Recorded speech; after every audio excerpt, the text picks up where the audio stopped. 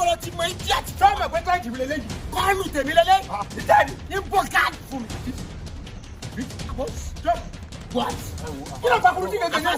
Wọ́n bolo ti mo 419. Tani 419. Ṣé ìṣe 419? Èmi 419. Yes. Kí ló wá dọ́dọ̀? Will you shut up? Tani ti tọ́ni gbọ́ jẹjẹ mú. Lo Mr. Lakisa. Mr. Lakisa. Ẹ̀gbọ́n onísàkì. Ẹ̀ṣọ́ ara yẹn compose. Babaláwo wa ni. Aláwo. Ayé rẹ̀ ò ní bàjẹ́ pẹ̀lú bọ́jú ọkọ ọmọ mi ní wà fíìsì. Káàtì ẹ̀ wá sọ pé ọ̀fẹ́ ọ̀bùgírẹ́dì.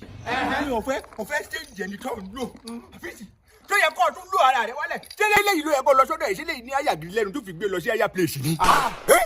Tó ní láwàdí rẹ̀ ni. Tó mọ̀ wípé ní àfa àfẹ́kì lélẹ́yìí kóòkì ni ó mọ̀ pé fún ọ ní àǹtú. Mo dà ló sórí àgbà yìí. Bàbá yìí gẹ́gẹ́ ni ó pè ní 419. Tani 419. Ìwọ 419. What is that? Tó mọ̀ ní. Come again. Kò tí ì fún ọ ní kóòkì ni.